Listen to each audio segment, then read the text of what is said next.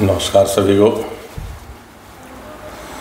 मैं उम्मीद करता हूं कि आप सभी लोग स्वस्थ होंगे, मस्त होंगे। दोस्तों, 2024 देश में एक प्रमुख इलेक्शन आ रहा है जो ये डिसाइड करेगा कि अगले 5 सालों तक देश का नेतृत्व किसके हाथों में रहेगा, कौन देश का नेतृत्व करेगा। अब इस चीज़ को देखने के लिए, करने के लिए हमें विगत कुछ वर्षों में हुई राष्ट्रीय और अंतर्राष्ट्रीय घटनाओं के ऊपर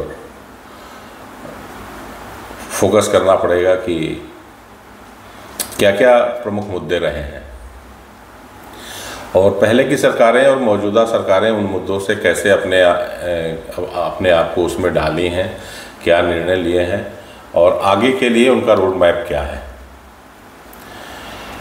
देखिए, ये इलेक्शन मुख्यतः 2 बातों के लिए रहेगा। एक तो देश की आंतरिक और दूसरा है हमारी विदेश नीति को लेकर के। देश की आंतरिक व्यवस्था में हमारा रोजगार एक मुख्य मुद्दा होगा, दूसरा महंगाई एक मुख्य मुद्दा हो सकता है और देखिए, सिक्योरिटी के ऊपर जनरली कोई चर्चा करता नहीं है, बट इंटरनल सिक्योरिटी भी एक बहुत बड़ा मुद्दा है। जिस तरह के हमारे पड़ोस के राज्य देश हैं, हमारे पड़ोस के देश के अंदर हमारे खिलाफ जिस तरह की एक्टिविटीज चल रही हैं, उसको देखते हुए कि इंटरनल सिक्योरिटी भी बहुत बड़ा मुद्दा है। अब जो मौजूदा सरकार है और जो विपक्ष की सारी पार्टियां एक हो गई हैं, हालांकि ये आपस में एक दूसरे को ही क्रिटिसाइज़ करके और उनके बारे में उनकी गलत नीतियों का बखान करके अलग अलग जगहों पर इन्होंने अपने अपने सीटें बनाई हैं, अपने अपने जो भी इनका रहा है ये खड़े हुए हैं। लेकिन ये एक बड़ी अजीब विडंबना है कि आज के डेट में उन्हीं पार्टियों के साथ मिल करके, तो ऐसे में वोटर को ये बड़ा थोड़ा कठिन होगा कि हम किधर जाएं। और एक बात तो स्पष्ट है कि जब ये इनका जन्म हुआ एक दूसरे के विरोध में, और ये जहाँ कहीं भी इक्का दुक्का अगर कहीं इन्होंने सत्ता पाई भी है तो एक दूसरे की घोर निंदा करके ही पाई है। कोई विकास के मुद्दे पर तो मुझे नहीं लगता कि इनको कोई सत्ता कहीं की जनता दे पाई है। खैर, वो एक अलग विषय है। लेकिन ये जो 2024 का इलेक्शन है, इसको देखते हुए ये बड़ा ज़रूरी हो गया है ये समझना जनता को कि हम क्या करें, कैसे करें। तो इंटरनल जो हमारा देश के अंदर की व्यवस्था है, मुख्य रूप से रोजगार और महंगाई। तो रोजगार का जहाँ तक सवाल है, रोजगार के ऊपर अगर रोजगार को हम सिर्फ सरकारी नौकरी में लेके चलते हैं तो जिस तरह से अंतर्राष्ट्रीय परिदृश्य में चीज़ें बदल रही हैं, वो थोड़ा सा अपने साथ बेईमानी होगा। उन चीज़ों को उसी रूप में समझना, क्योंकि बहुत कुछ इंटरनेशनल उसमें बदल रहा है और बहुत तेज़ी से ये बदलाव हो रहा है।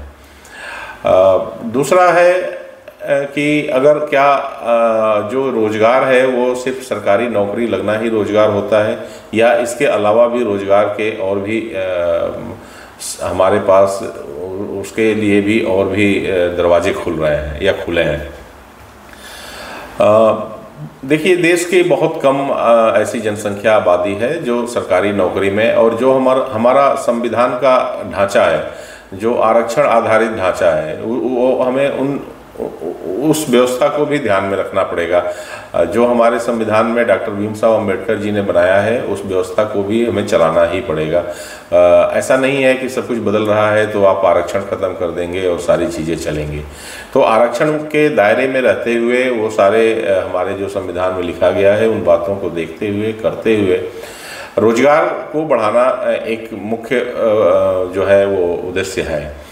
दूसरी चीज़ है महंगाई। जब देखिए, हमारे पास बहुत सी ऐसी चीज़ें देश के अंदर पैदा नहीं हो रही हैं और उसके लिए हमें बाहर से वो मंगाना पड़ता है। तो जैसे पेट्रोलियम को ही ले लें, हमारा जो देश की इकोनॉमी के ऊपर सबसे बड़ा असर पड़ता है वो पेट्रोलियम का पड़ता है, और पेट्रोलियम का बहुत कम हिस्सा हमारे पास है। ज़्यादातर हम 90% से ज़्यादातर हिस्सा हम बाहर से ही हमें लेना पड़ता है। तो अंतर्राष्ट्रीय बाजार में जब व्यवस्था जो सरकारें हैं और जो कंट्रीज़ की इंटरनल सिचुएशंस चल रही हैं उसको देखते हुए हमारे देश में भी महंगाई के ऊपर असर पड़ना लाजमी है।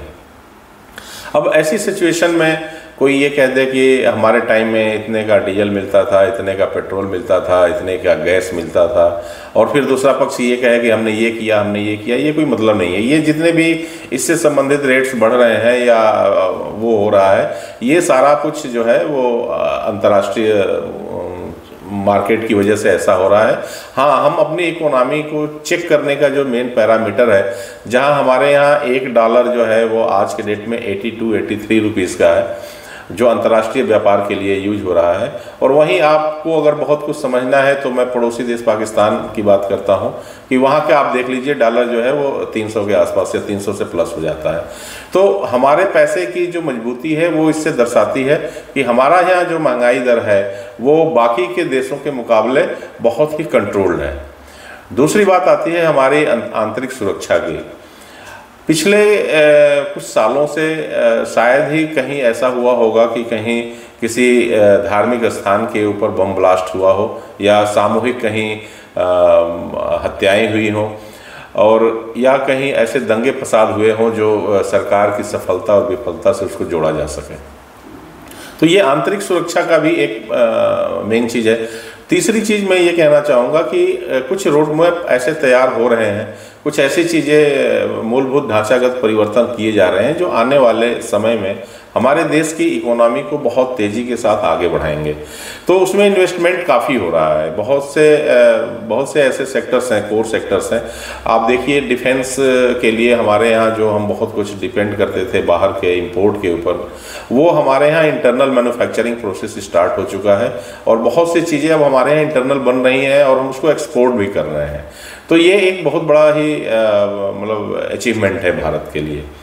दूसरी जो चीज़ है वो है हमारे यहाँ जो हमारे देश के अंदर बाकी के संसाधनों का जो डेवलपमेंट किया जा रहा है, जो कोर सेक्टर्स को बढ़ाया जा रहा है, जो इंफ्रास्ट्रक्चर्स के ऊपर जो डेवलपमेंट्स हो रही हैं, ये आने वाले टाइम में ये डिसाइड करेंगे कि हमारी प्रगति किधर जाएगी।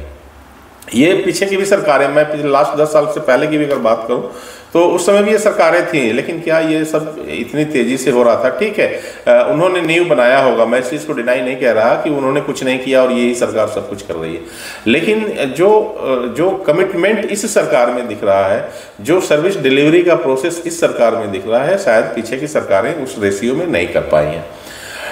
दूसरी चीज़ मैं कहना चाहूँगा जो विदेश नीति की बात है। विदेश नीति में आज मैं ये कहता हूँ कि एक टाइम था जब वो कंट्री डिसाइड करते थे कि हमें किसे वीज़ा देना है, किसे अपने यहाँ आने देना है और किसे नहीं आने देना है। और एनजीओ के नाम पर जो हमारे देश के अंदर मानवाधिकार और दुनिया भर की ये संगठन चला करते थे, जो अलग अलग अपने देश अलग अलग ग्रुप्स के मतलब सोच को ही वो आगे बढ़ाते थे। बेसिकली उनका कोई काम तो वैसे था नहीं, बजाय इसके कि इंटरनल डिस्टर्बेंस पैदा करने के। तो आज की सिचुएशन ये हो गई है कि हमारे यहाँ मतलब हमारा तिरंगा जो है या हमारे यहाँ भारतीय होने का ही एक ऐसा आइडेंटिफिकेशन दुनिया में बन चुका है कि अच्छा आप भारत से हैं, आप इंडिया से हैं, या आपका ये फ्लैग है।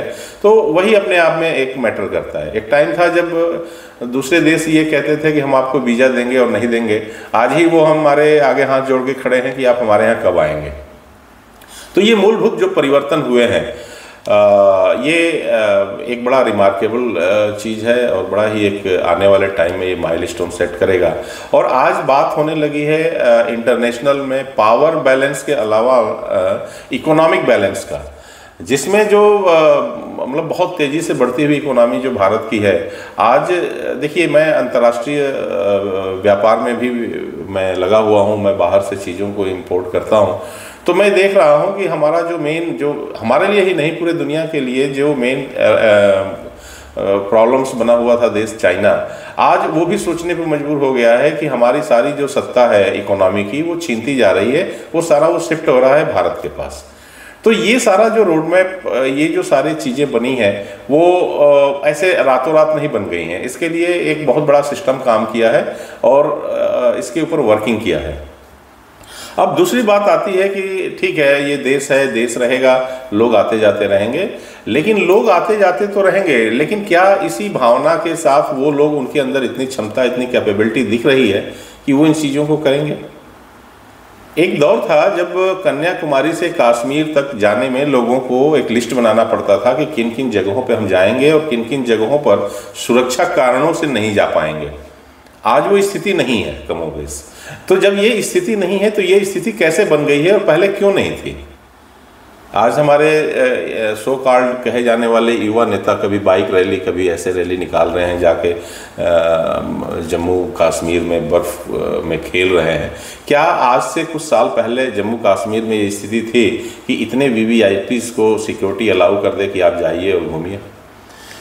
ये क्यों नहीं थी उस समय? क्या उनके पास पावर्स नहीं थे, वो चीज़ें नहीं थी? तो ये कुछ ऐसे बिंदु हैं जिसके ऊपर जनता को अपना फोकस करना चाहिए। और अभी 2024 का इलेक्शन काफ़ी दूर है, तो ये सारी चीज़ों के ऊपर उनको सोचना पड़ेगा। नहीं तो ये जो कुछ भी आज हम देख रहे हैं और सब लोगों को ये लग रहा है कि जितनी तेज़ी से भारत में बिजनेस का ग्रोथ हो रहा है और अंतर्राष्ट्रीय पटल पर जो सम्मान और जो चीज़ें मिल रही हैं, क्या इसको कंटिन्यू रखना है? या मैं तो ये तो नहीं कहूँगा कि ये रुकेगा, क्योंकि ये सबकी एक इंडिविजुअल क्षमता है और सब लोग इसको कर सकते हैं। लेकिन ये जो मतलब कहते हैं कि जुगाड़ से जो टीम बन रही है, ये टीम विश्व कप दिला पाएगी? ये बड़ा ज़रूरी है। तो ये जुगाड़ वाली टीम जो है, ठीक है, क्षेत्रीय चुनाव में इनका रहना ज़रूरी है, ये रहें, लेकिन क्या अंतर्राष्ट्रीय मैच खेलने के लिए जुगाड़ की टीम बना करके हम मैच खेलें और फिर उसी तरह से हम मेडल को ला पाएंगे? ये एक मुख्य विषय है। तो मैं समझता हूँ कि ये एक हिंट है मेरा, और आप अपने सुझाव, अपने तर्क हमें हमारे कमेंट कॉलम में डालेंगे और फिर हम इसके ऊपर चर्चा करेंगे और डिसाइड करेंगे कि आने वाला जो चुनाव है वो किस डायरेक्शन में जाएगा। तो अभी तक तो जो स्थितियां हैं बड़ी स्पष्ट हैं। जो अभी G20 हुआ है, मतलब कुछ कहने के लिए तो मुझे नहीं लगता कि इसके ऊपर कोई एक्सप्लेनेशन देने की ज़रूरत है। अंतर्राष्ट्रीय पटल पर भारत किस तरह से उभर रहा है और देश के अंदर भी किस तरह से शांति और सब लोग अपने अपने काम में लगे हुए हैं। नहीं तो साल के, मुझे तो जहाँ तक याद है कि जब भी हम टूर प्लान करते थे, बिजनेस टूर प्लान करते थे, तो ये देखते थे कि उस शहर में कोई फेस्टिवल तो नहीं आने वाला है, क्योंकि ज़्यादातर जो बम पटाखे फूटते थे वो फेस्टिवल्स के टाइम फूटते थे, कर्फ्यू लग जाता था, दंगे फसाद हो जाते थे। तो वो अब स्थितियाँ नहीं हैं। हम 3 महीना पहले भी प्लान कर लेते हैं कि चलो यहाँ जाएंगे, यहाँ करेंगे, ये कैसे करेंगे। तो ये सारी चीज़ों को देखते हुए और 2024 के लिए हमें माइंडसेट अपना तैयार करना है और एक ऐसे सरकार के लिए वोट करना है जो आने वाले टाइम में हमें एक स्थायित्व दे पाए, हमारी फाइनेंशियल सिक्योरिटीज़ को सिक्योर करे, हमारी सुरक्षा को मद्देनज़र रख करके सारी चीज़ें करें। और जब हम बाहर भी जाएं अंतर्राष्ट्रीय पटल पर, हमारी जो एक भारतीय होने का जो एक वो हमें सम्मान दिलाए। तो जय हिंद, जय भारत।